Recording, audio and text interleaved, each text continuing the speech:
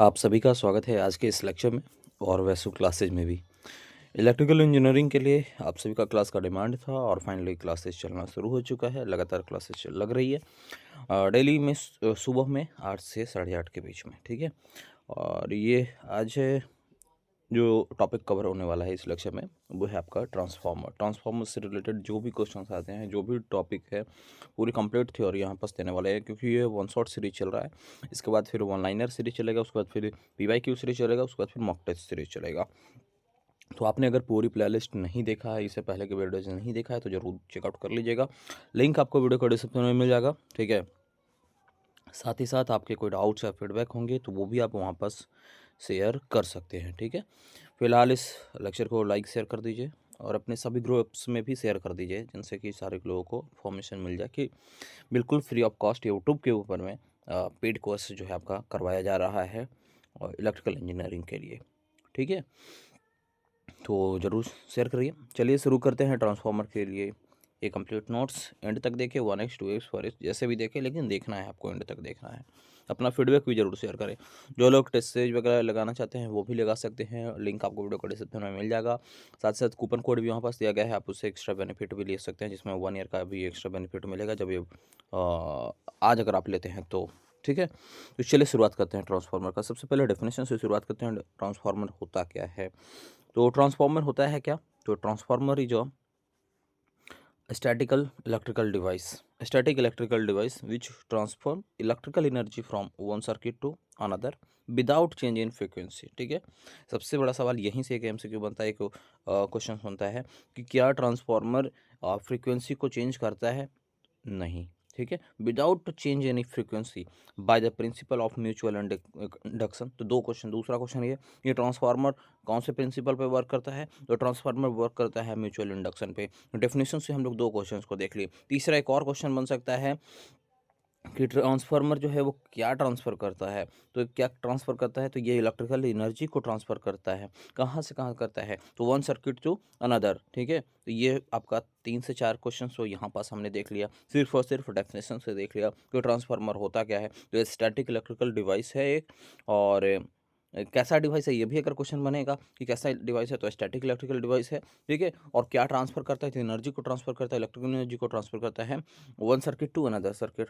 अच्छा, उसकी फ्रीक्वेंसी क्या ट्रांसफार्मर में फ्रीक्वेंसी चेंज होता है? नहीं होता है। तो ये 3 से 4 क्वेश्चंस हमने यहाँ पास किया। कौन सा प्रिंसिपल पे वर्क करता है? तो म्यूचुअल इंडक्शन पे वर्क करता है। ये 4 क्वेश्चंस हमने यहाँ पास देखा सिर्फ और सिर्फ डेफिनेशन से। इस तरीके से ये क्लास जोरदार होने वाला है, ध्यानपूर्वक बने रहिए। अगला क्वेश्चन कि प्रिंसिपल ऑफ ऑपरेशन क्या होता है इसमें? तो देखिए, प्रिंसिपल ऑफ ऑपरेशन जो है, transformer works on Faraday law of electromagnetic induction, ठीक है। म्यूचुअल इंडक्शन ऊपर में अभी हमने देखा प्रिंसिपल पे, और फिर आप यहाँ पे देखना है आपको ट्रांसफार्मर जो है वर्क करता है फैराडे का लॉ पे, जो इलेक्ट्रोमैग्नेटिक इंडक्शन पे होता है। दूसरा, इसमें थोड़ा और समझेंगे। AC जो सप्लाई में होता है ट्रांसफार्मर में, वो आपका कहाँ होता है? प्राइमरी वाइंडिंग जो होता है उसमें होता है। मैग्नेटिक फ्लक्स जो होता है प्रोड्यूस कहाँ होगा? तो वो कोर में प्रोड्यूस होता है। मैग्नेटिक फ्लक्स लिंक कहाँ होगा? तो ये सेकेंडरी वाइंडिंग से लिंक होगा। यहाँ पर ये भी ध्यान देना है आपको। अगला है EMF इंड्यूस। तो EMF कहाँ इंड्यूस होगा? तो EMF जो आपका इंड्यूस होता है, इलेक्ट्रोमोटिव फोर्स, वो आपका इंड्यूस होता है सेकेंडरी में, ठीक है। सेकेंडरी जो वाइंडिंग होगा उसमें। अब थोड़ा कंस्ट्रक्शन के बारे में समझ लें, क्योंकि हम लोग प्राइमरी देख रहे हैं, सेकेंडरी देख रहे हैं। ये कंस्ट्रक्शन है, उसकी बनावट क्या है, संरचना क्या है ट्रांसफार्मर का, उसको देखेंगे। तो देखिए, ट्रांसफार्मर में कई सारे पार्ट्स हैं, जिसमें अगर हम लोग मेन पार्ट की बात करें तो मेन पार्ट में आपका सबसे पहला पार्ट आता है कोर। कोर क्या होता है? तो कोर एक लैमिनेटेड सिलिकॉन स्टील होता है, ठीक है। कोर कैसा होता है? यहाँ से भी क्वेश्चन बन सकता है कि कोर क्या होता है। तो कोर कौन से स्टील से बना होता है? तो सिलिकॉन स्टील से बना होता है, लैमिनेटेड सिलिकॉन स्टील से बना होता है। इसका मेनली काम क्या है कोर का? तो ये रिड्यूस करता है किसको? एडी करंट जो लॉस होता है, एक एडी करंट लॉस या कॉपर लॉस जो भी होता है, जितने भी तरह के लॉस हैं ये आपको ध्यान में रखना है इसमें, ठीक है। जितने भी तरह के लॉसेज हैं वो सारे को सारे ध्यान में आपको रखना है, ठीक है, क्योंकि ये इंपॉर्टेंट है आपका। तो इसमें अभी हमने देखा क्या कि एडी करंट लॉस को रिड्यूस कौन करेगा? तो आपका कोर करेगा। कोर की बनावट कैसे होती है, स्ट्रक्चर क्या है कोर का, किससे बना हुआ होता है? तो लैमिनेटेड सिलिकॉन स्टील से आपका कोर बना हुआ होता है। सेकंड नंबर में क्या है? प्राइमरी वाइंडिंग की बात करें तो प्राइमरी वाइंडिंग जो होता है इनपुट साइड होता है, और सेकेंडरी वाइंडिंग जो होता है वो आउटपुट साइड होता है, ठीक है। तो दोनों चीज़ ध्यान रखना है, क्योंकि ट्रांसफार्मर में एक तरफ से इनपुट होगा और दूसरी तरफ से आउटपुट भी होगा। ठीक है, क्योंकि वो कन्वर्ट करेगा। तो अगला है कि टैंक एंड ऑयल की बात कर लें, टैंक एंड ऑयल का। तो टैंक में आपका कूलिंग और इंसुलेशन का जो प्रोसेस है, ठीक है, वो टैंक और ऑयल का काम क्या है मेनली, तो ये है कूलिंग और इंसुलेशन का काम करेगा। इसमें एक पार्ट और ये भी होता है, कंजर्वेटर होता है, ब्रीदर होता है, वशिंग होता है। तो इसके बारे में भी आप लोग ध्यानपूर्वक देख लीजिएगा। ठीक है, अगला टॉपिक है टाइप्स ऑफ ट्रांसफार्मर की बात करें। तो टाइप्स ऑफ ट्रांसफार्मर में पहला है कि बेस्ड ऑन कंस्ट्रक्शन, कंस्ट्रक्शन के बेसिस पे ट्रांसफार्मर दो टाइप के होते हैं, एक कोर टाइप होता है, एक सेल टाइप होता है। ठीक है, एक अगर यही हम लोग देखें बेस्ड ऑन वोल्टेज पे, तो वोल्टेज में एक होता है स्टेप अप और एक होता है स्टेप डाउन। एक का काम है क्या मेनली कि वोल्टेज को बढ़ाना, और एक का काम क्या है कि वोल्टेज को कम करना। ठीक है, तो ये दो चार तरह के अलग अलग देखे, एक कोर टाइप, सेल टाइप पहला तो हो गया। दूसरा आपका हमने देखा वोल्टेज के बेसिस पे स्टेप अप स्टेप डाउन। ठीक है, बेस्ड ऑन एप्लीकेशन की बात करें, उसकी कार्यशैली पर देखा जाए तो पहला होता है एक पावर ट्रांसफार्मर, दूसरा होता है आपका डिस्ट्रीब्यूशन ट्रांसफार्मर, और तीसरा आपका होता है इंस्ट्रूमेंट ट्रांसफार्मर, जो को सीटी एंड पीटी जो होता है वो आपका। ठीक है, तो ये तीन तरीके का इधर उसके एप्लीकेशन के बेसिस पे उसके टाइप्स होते हैं। अगला हम लोग जानेंगे मोस्ट इम्पॉर्टेंट टॉपिक है ये ट्रांसफार्मर में, जो आपके एग्जाम के पॉइंट ऑफ व्यू से काफ़ी अहम रोल निभाने वाला है। ये है आपका ईएमएफ इक्वेशन ऑफ ट्रांसफार्मर। ठीक है, काफ़ी इंपॉर्टेंट है, इसलिए हमने यहाँ पास लिखा भी है वेरी इंपॉर्टेंट। ईएमएफ इक्वेशन जो होता है, इसमें जो ई का वैल्यू होता है वो 4.4 एफ एन एम के बराबर में होता है। यहाँ एफ क्या है आपका फ्रीक्वेंसी है, उसकी यूनिट क्या होगी, फ्रीक्वेंसी का यूनिट क्या होगा, तो वो आपका होता है हर्ट्ज। ठीक है, एच जेड से इसको इंडिकेट करते हैं। ईएमएफ इक्वेशन मोस्ट इंपॉर्टेंट है, ध्यान में रखना है। इन क्या है नंबर ऑफ टर्म्स जो कॉइल में आपका होगा वो, और ये जो आपका सेम दिख रहा है ये मैग्नेटिक फ्लक्स होता है, इसका यूनिट आपका वेबर होता है। वेबर होता है शॉर्ट में हम लोग डब्ल्यू भी लिख देते हैं। ठीक है, मैग्नेटिक फ्लक्स जिसका यूनिट वेबर है। तो ये आपका ईएमएफ इक्वेशन है, इसको ध्यान रखना है। अगला है ट्रांसफॉर्मेशन रेशियो। ट्रांसफॉर्मेशन रेशियो को हम लोग देखेंगे, इसमें क्या है कि के का जो वैल्यू है वो इक्वेलेंट होता है V2/V1, और इक्वल होता है N2/N1 और I1/I2। ठीक है, ये भी एन आई क्या है इसको समझ लें, तो भी आपका वोल्टेज है, एन आपका नंबर ऑफ टर्म है, आई आपका करंट है।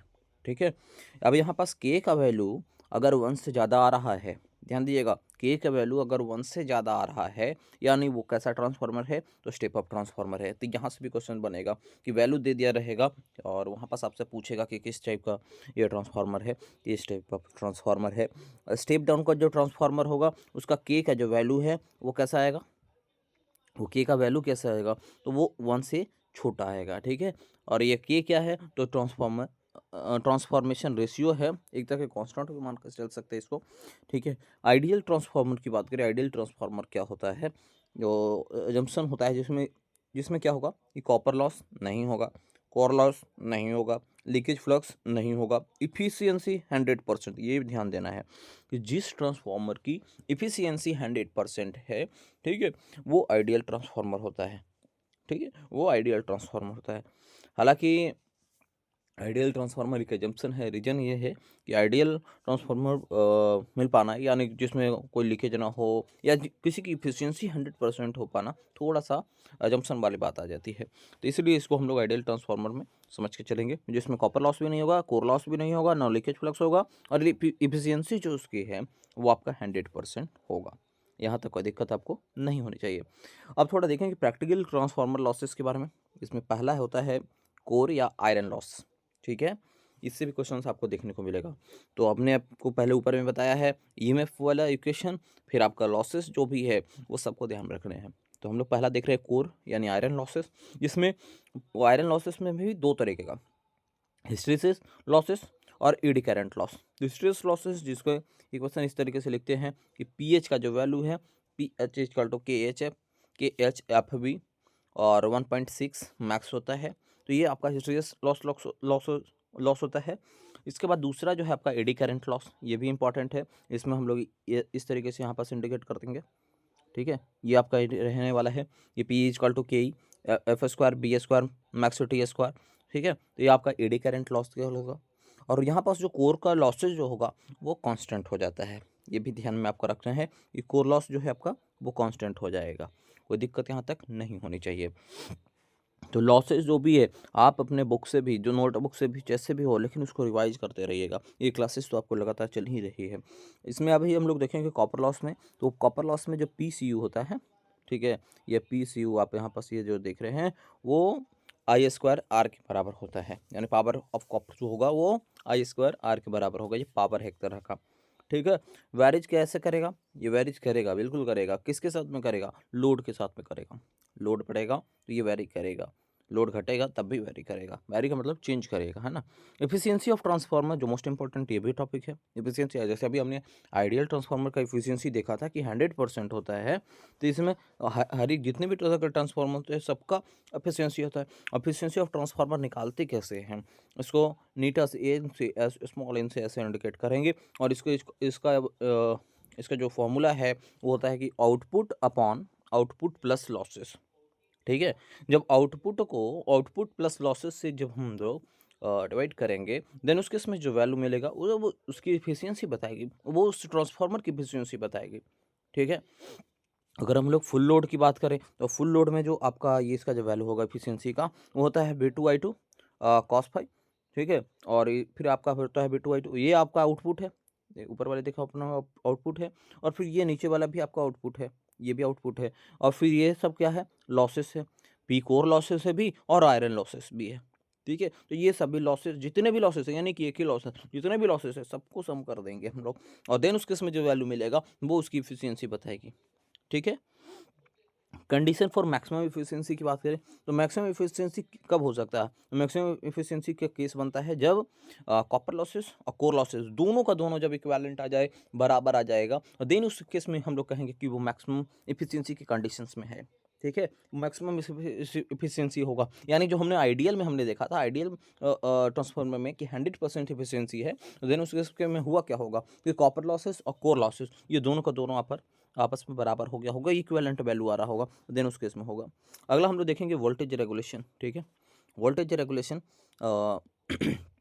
इसमें क्या होगा? तो परसेंट VR से हम लोग इंडिकेट करेंगे, VR से वोल्टेज रेगुलेशन का VR से इंडिकेट करेंगे। इसमें क्या होगा कि V जो लोड होगा, ठीक है, ये आप ध्यानपूर्वक देखिएगा, इसमें V पे नो लोड होगा। अब अभी नो लोड वाले और फिर फुल लोड वाले दोनों को माइनस करेंगे, और फिर अपॉन में फिर V लोड से निकालेंगे और मल्टीप्लाई में 100 करेंगे, क्योंकि इसका वैल्यू परसेंट में निकालते हैं वोल्टेज रेगुलेशन का, इसलिए मल्टीप्लाई 100 करेंगे, तो ये आपका वोल्टेज रेगुलेशन का वैल्यू देगा। नेक्स्ट है हमारा ट्रांसफॉर्मेशन टेस्ट की बात करें, जो वेरी इंपॉर्टेंट ये भी है आपका। कई सारे टेस्ट होते हैं, उसमें अपना पहला अपना जो टेस्ट है वो है आपका ओपन सर्किट टेस्ट, ठीक है। ओपन सर्किट टेस्ट आपका है, open circuit test, OC test जिसको कहते हैं। इसके लिए कुछ कंडीशंस हैं, उसमें ध्यान देना है आपको। पहला कंडीशन है कि conducted on the LV side, LV side में कंडक्ट करेगा। दूसरा है कि फाइंड करना है आपको कोर लॉसेस में। ओपन सर्किट टेस्ट से आप लोग कोर लॉस को देख सकते हैं। इसके लिए जो यूज किया जाता है, इंस्ट्रूमेंट जो यूज किया जाता है इसमें, वो आपका होता है ammeter, volt meter, watt meter, ये सारे का सारे यूज किया जाता है, ठीक है। ओमीटर भी, यहाँ पर एमीटर से क्या होगा? एमीटर से आपका जो इलेक्ट्रिक करंट है उसका मेजरमेंट होगा। वोल्ट मीटर से आपका वोल्टेज का, और फिर वाट मीटर से इलेक्ट्रिक पावर का, ठीक है। लॉसेस वगैरह भी यहाँ से मिल जाएगा हमको। तो इससे हम लोग OC से टेस्ट करते हैं, ओपन सर्किट टेस्ट करते हैं। दूसरा है हमारा शॉर्ट सर्किट टेस्ट, दूसरा हमारा है वो short circuit test, SC test जिसको बोले, सॉरी SC टेस्ट जो आपका होगा इसको अगर हम लोग देखें तो AC टेस्ट में क्या होगा? पहला तो ये होगा कि कंडक्ट करेगा HV साइड में, वो OC टेस्ट में हमने देखा था LV साइड में, और इसमें होगा क्या? HV साइड में, ठीक है। अगला है वो इसमें फाइंड कर सकते हैं हम लोग कॉपर लॉस को। दूसरा इसमें जो वोल्टेज अप्लाइड जो होता है वो काफ़ी छोटा होता है, तो ये भी आपको ध्यान में रखना है शॉर्ट सर्किट टेस्ट में।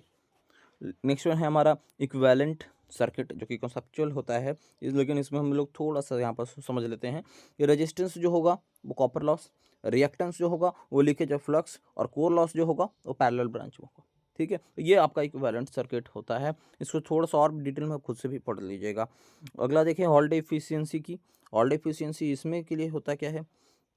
यूज किया जाता है किसके लिए? डिस्ट्रीब्यूशन ट्रांसफार्मर के लिए। डिस्ट्रीब्यूशन ट्रांसफार्मर ये होता है, देखिए एक होता है कि आपका जनरेशन जहाँ से हो रहा है, थर्मल पावर प्लांट हो, हाइड्रो पावर प्लांट हो, न्यूक्लियर पावर प्लांट हो, जियो थर्मल पावर प्लांट हो, विंड मिल्स हो, सोलर पावर प्लांट हो, तो वहाँ से तो आपका जनरेशन हो रहा है। लेकिन जब उसको जनरेशन होने के बाद जब या उसको स्टेप अप या स्टेप डाउन करना है, वोल्टेज बढ़ाना है डिस्ट्रीब्यूशन के टाइम पे, ठीक है? तो वहाँ पास आपका जो यूज़ होता है वो आपका डिस्ट्रीब्यूशन ट्रांसफार्मर होता है। और उसके लिए क्या होता है, एन ऑल डे के लिए ऑल डे एफिशिएंसी जो होता है, नीटा जो कहते हैं, वो आपका एनर्जी आउटपुट प्लस में एनर्जी आउटपुट अपॉन में एनर्जी लॉसेस, ठीक है? एफिशिएंसी जब भी निकालना आएगा ना, तो इतना ध्यान में रखना है कि उसमें हम लोग आउटपुट अपॉन में आउटपुट प्लस लॉसेस रखेंगे, ठीक है? अब यहाँ पास एनर्जी का हम लोग को निकालना था, तो एनर्जी आउटपुट अपॉन में फिर एनर्जी आउटपुट प्लस में एनर्जी लॉसेस, इस तरीके से हम लोग ऑल द एफिशिएंसी निकाल सकते हैं। नेक्स्ट में जो हमारा टॉपिक है cooling of transformer. Cooling of transformer, इसमें अगर हम लोग देखें कूलिंग ऑफ ट्रांसफार्मर में, तो ये आपका है पहला तो कि एयर नेचुरल, अपना नेचुरली जो कूलिंग होगा, क्योंकि उसमें उस जंग का पोर्स छोड़ा जाता है जिससे वो अपना कूलिंग होते रहेगा।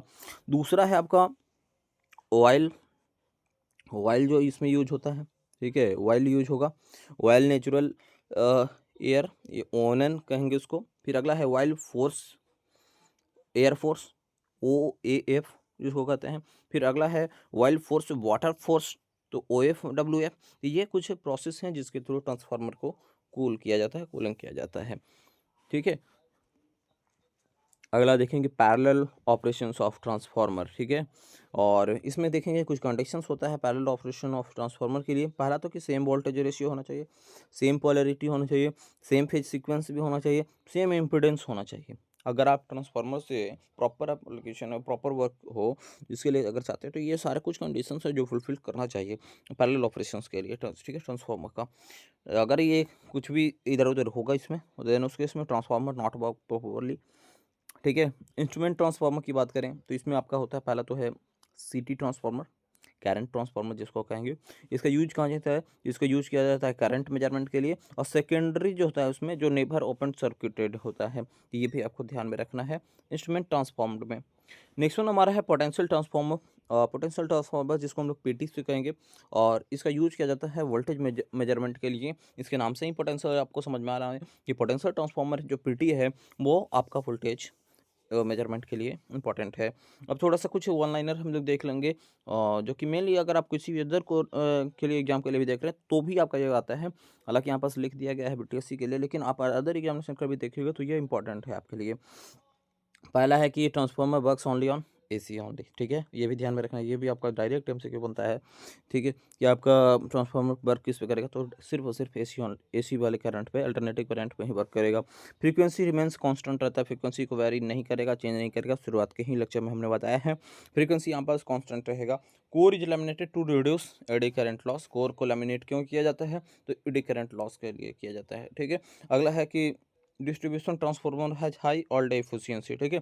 यानी कौन सा ट्रांसफार्मर है जिसका ऑल डे एफिशिएंसी हाई होगा? ऑल डे एफिशिएंसी निकालने का फॉर्मूला हमने अभी ऊपर में देखा था कि एनर्जी आउटपुट अपॉन में एनर्जी आउटपुट प्लस लॉसेस, ठीक है? ये एफिशिएंसी बताएगा, और उस एफिशिएंसी में बताया जाए कि डिस्ट्रीब्यूशन जो ट्रांसफार्मर है उसकी जो एफिशिएंसी ऑल डे एफिशिएंसी होती है वो मैक्सिमम होगी, ठीक है? Maximum efficiency occurs when copper loss and equal iron loss. हाँ, ऑफकोर्स जो लॉसेस है कॉपर लॉस हो या आयरन लॉस हो, ठीक है, जिसको कोर लॉस भी कहते हैं, अगर दोनों का वैल्यू इक्वल आ रहा है, इक्वलेंट आ रहा है, तो देन उस केस में उसकी एफिशिएंसी जो है मैक्सिमम होगी। जो एक ही केस बना था वो था क्या? आइडियल ट्रांसफार्मर के केस में, ठीक है? तो हमने पूरा आज कंप्लीट ट्रांसफार्मर का रिवीजन कर लिया है। अब इससे कोई डाउट्स या कन्फ्यूजन है तो आप कमेंट बॉक्स में कर दीजिएगा।